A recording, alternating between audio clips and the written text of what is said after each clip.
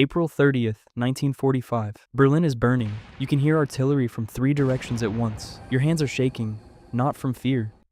From 4 years of war that have finally caught up with you. Your name is Alexei. You are 22 years old, and today might be the last day you ever fire a rifle. You grew up in a small village outside Novosibirsk, a place so cold in winter that the river freezes solid enough to drive a truck across. Your father was a carpenter. Your mother made the best black bread you've ever tasted. You haven't been home in 3 years.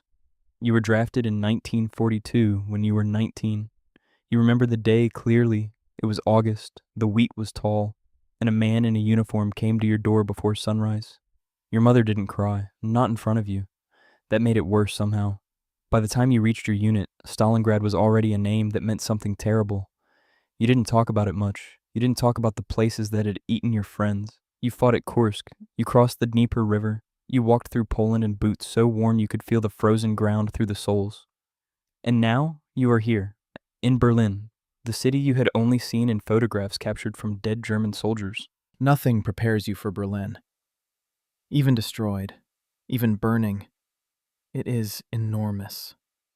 The buildings that are still standing are 5, 6 stories tall, with stone facades carved with eagles and columns. Back home, the tallest building in your town was the grain storage warehouse. Your company moved through the Tiergarten district. Every street was a trap.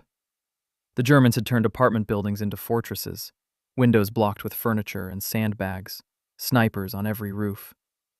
You lost 2 men from your platoon before you even reached the main boulevard. One of them was Vasya. He was from Ukraine. He had a photograph of his daughter in his front pocket. She was 3 years old. Your sergeant, a man named Gromov, had been fighting since 1941. He walked through all of this like he was going to the market. He never ducked, never flinched. You don't know if that was bravery or if he had simply stopped caring whether he lived or died. Either way, you followed him. The smell of Berlin was something you will never forget. Smoke, yes, but underneath it, something ancient. Like the city itself was exhaling 4 years of fear. On the morning of April 30th, Gromov gathered 8 of you behind a collapsed wall near the Spree River. He unfolded a hand-drawn map on his knee and pointed to a building 2 blocks away. "There is a German radio post inside," he said. "They are still broadcasting. Command wants it silenced before noon." 8 men, 2 blocks. In Berlin in April 1945, 2 blocks could take all day. Or it could take your life. You looked at the men around you. Dima, who was from Moscow and talked about his wife constantly. Stepan, the oldest at 34, who had been a school teacher before the war. Kolya, who was only 17. You all knew it. Nobody said it. And 4 others whose last names you barely knew, because learning someone's full name felt like a luxury you might not get to use. Gromov looked at you specifically. "Lesha," he said, using your nickname. "You go first at the corner. You're the fastest." You had spent 4 years trying not to be noticed. And now, on possibly the last day of the war, you were being sent around a corner first. You checked your PPSH, 40 rounds in the drum, 2 spare magazines. Gromov gave a signal with 2 fingers. You moved. The first block was quiet. Too quiet. The kind of quiet that experienced soldiers distrust completely. You moved in pairs, hugging walls, crossing open spaces at a sprint. Stepan almost tripped on a dead horse in the middle of the road. Berlin was full of dead horses. The Germans had used them to pull supply carts, and they died where they fell. Then, from a 3rd-floor window, gunfire. 2 of your men went down immediately. Not Dima, not Kolya. The men whose names you barely knew. What happened next is hard to describe clearly because in a firefight, time stops making sense. There is no before and after, only now, only the next second. Gromov threw a grenade without hesitating.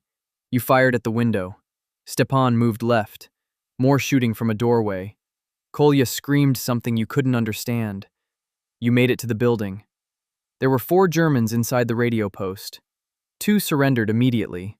They were old, maybe 50, wearing uniforms that didn't fit properly.